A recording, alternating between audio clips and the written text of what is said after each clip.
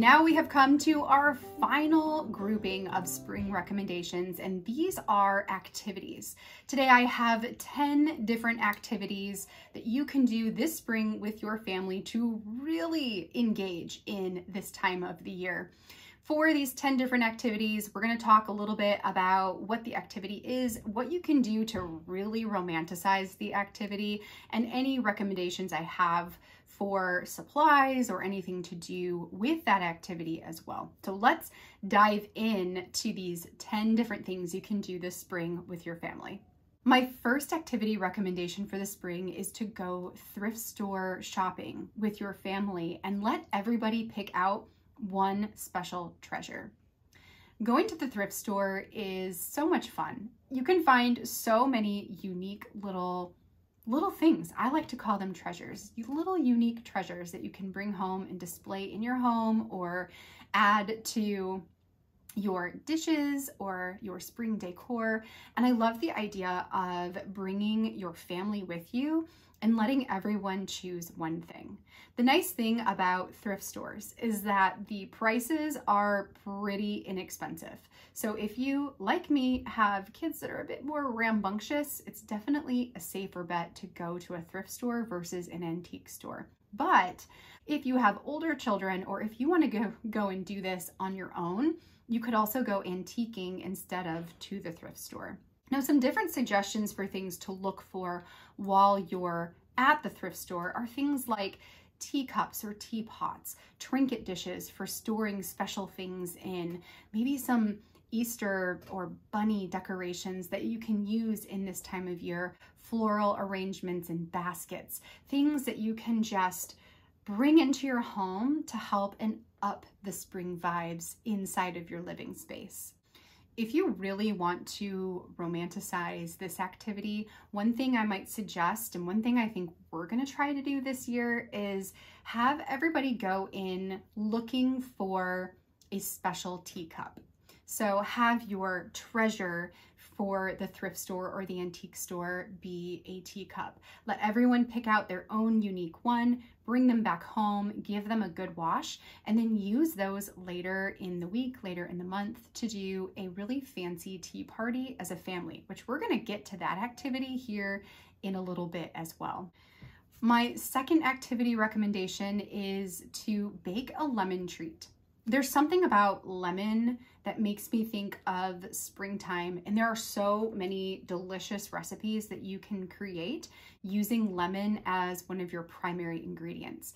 Think things like a lemon loaf or a lemon pie or lemon cookies or lemon tea, something lemon to just bring in the brightness of the spring season through the brightness of the lemon citrus. You could invite your kids to cook with you. If you're afraid of them mixing too much stuff in or, messing the recipe up, you could also have them help you squeeze the lemon juice if you need that into the recipe, or help you decorate the treat when it's done baking.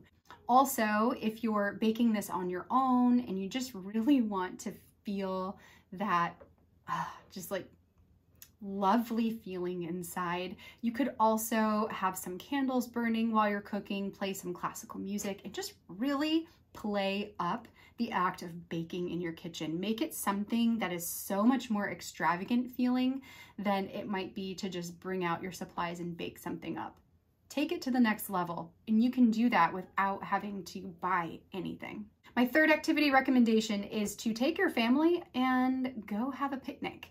This could be at a local park where you bring a blanket, spread it out, have some treats, and just enjoy time at the park together. Or you don't even have to leave your own backyard. You could bring a blanket outside into your backyard and just do a picnic there. Maybe have dinner in the grass on a blanket instead of at your dinner table.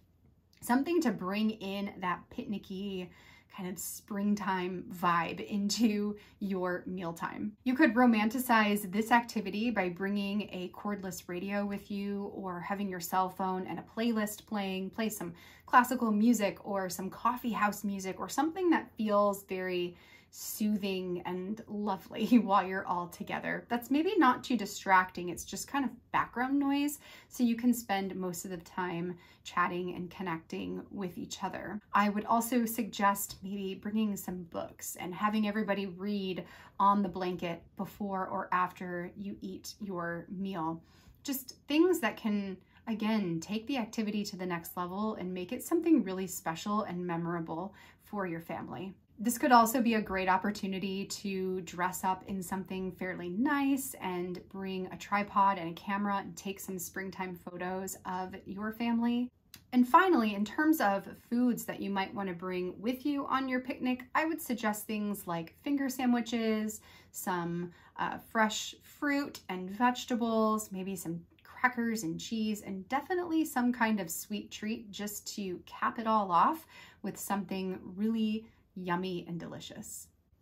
My next springtime recommendation is to have a tea party with your family. Have everybody dress up in their Sunday best and brew some tea, whether it's iced tea or hot tea. Have some finger sandwiches or little cookies and biscuits to eat while you have your tea party. If your kids are really young, you could invite their stuffed animals to come and tea party with you.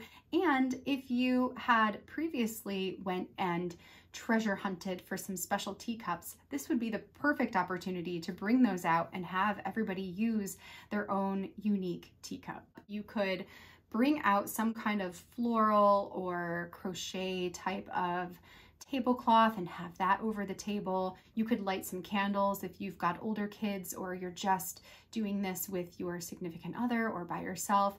If you have little ones that you're worried about open flames, you could also grab some battery operated candles and have those on the table just to create this really romantic feeling ambiance while you do your tea party. So don't forget to open up the windows, let in the fresh air, listen to the bird song, and maybe put on some classical music while you're sitting around the table and having tea with each other. A couple of suggestions with this one: if you have young children or family that is not real crazy about tea, I would suggest looking for an herbal tea that is infused with a fruit flavor, because that's going to be a bit sweeter and yummier tasting for your kids. Also, having mix-ins available makes things really fun to really fancy up your tea. So things like a vanilla syrup or some honey, or maybe a little bowl of sugar that they can add those into as well. If you're looking for different types of cookies or finger foods that you could eat for your tea party, I would look for things like shortbread cookies or lemon cookies, maybe some like almond type clusters, or fresh vegetables and fruits are really good for a tea party as well. Another activity recommendation is to paint birdhouses with your family and set them up in your yard for your birds to come and make their homes in.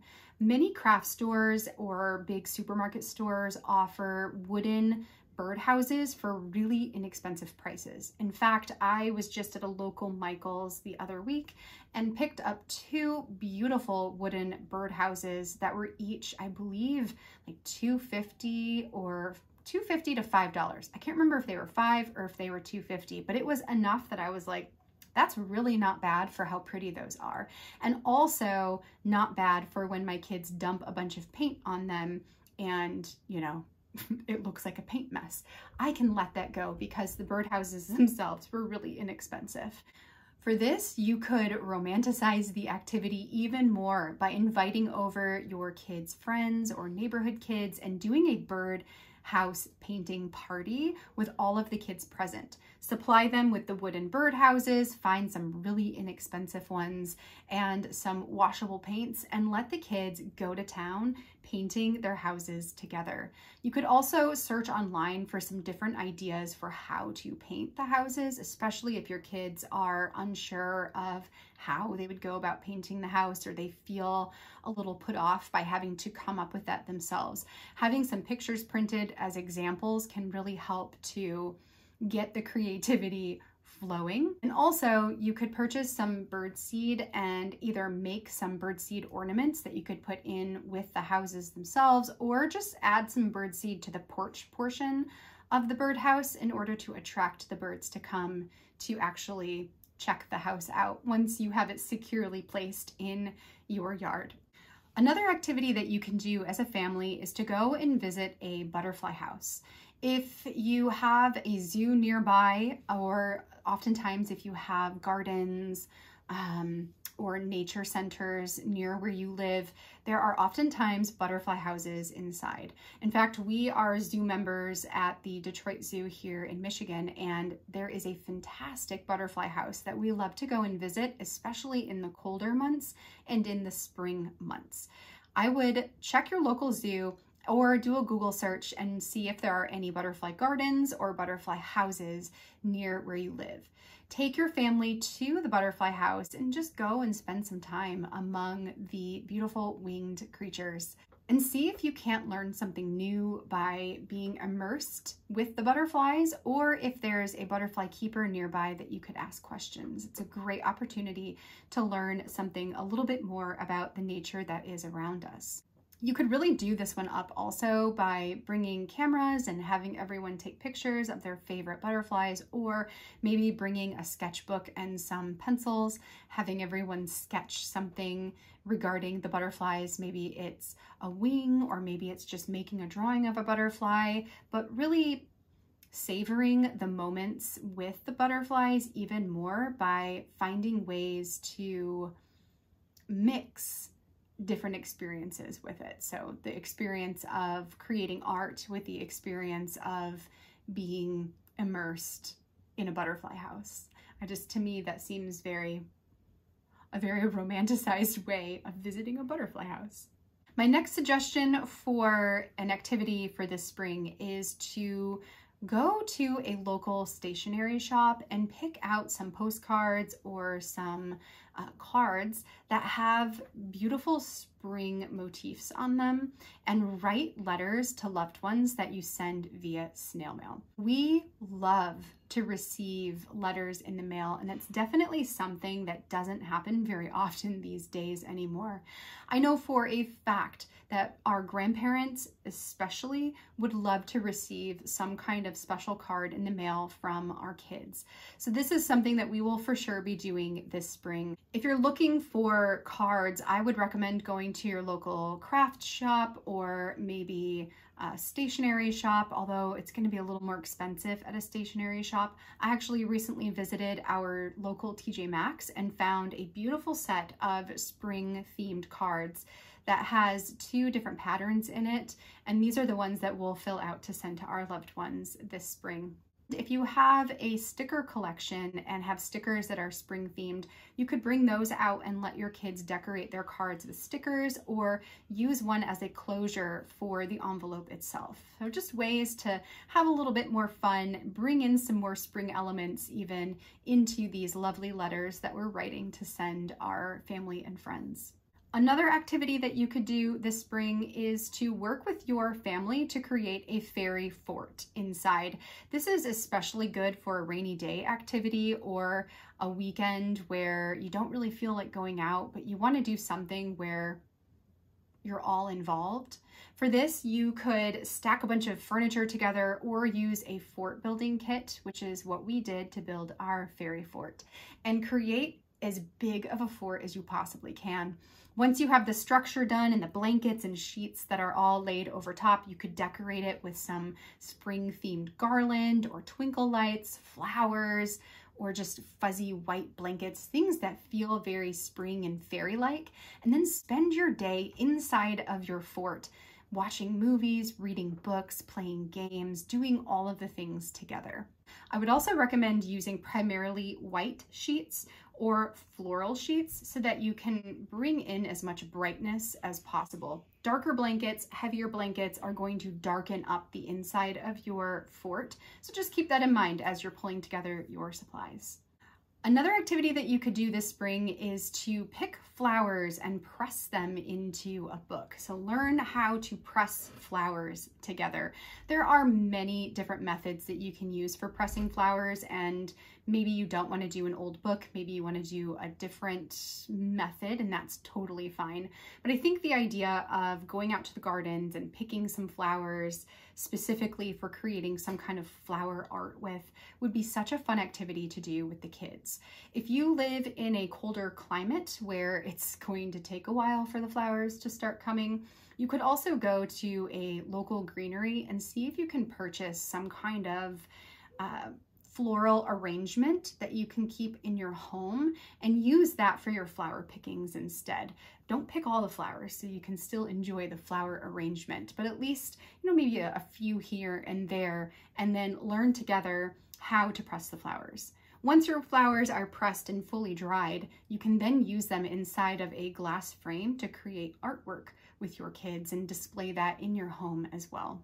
My final recommendation of something to do with your family this spring is to go to a local used bookstore and or library and pick out some books that are spring themed. Maybe some of the books that I suggested earlier, or just see what you can find when you go to the used bookstore or the library. The wonderful thing about a used bookstore is the books are very inexpensively priced. So you can go and let everybody pick one out and bring something home that feels really exciting.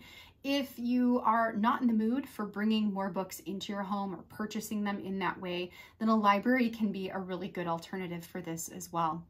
You could do this activity up even further by having everybody have a little tote bag that is their own personal book bag, and then they can put their books into their own bag. I think that is just so cute. You could also get blank totes and have everyone paint something on it or write something in puffy paint and really design their own book bags that you could then take to the bookstore or the library and pick out your books for the season. And one last tip about this particular activity is that a lot of used bookstores will offer steep discounts on their already discounted prices if you bring in books to trade in to the bookstore. I know our local bookstore does this. I can pack up some of the books that we are no longer interested in reading or keeping around the house, bring those in, and then trade those in for an even steeper discount on whatever it is we find at the bookstore itself. So you may want to do a little bit of research and see if that is an option that's available to you as well. Well, friends, that is it for my spring recommendations this year. I really hope that you were able to get some ideas for things to do with your family this year, things that feel approachable and exciting, and ways to just really savor the season with each other. If you did find this video inspirational, I would love for you to hit the like button on the video and leave me a little flower emoji in the comments down below. While you're there, if you have any other suggestions for what we can do to really enjoy this season, either on our own or with our families, please leave those in the comments down below, and let's help to keep inspiring each other even more to enjoy the season that we are in. I hope you enjoy the springtime. I hope you have the best season with your family this year, and I will see you all in the next video. Bye, friends.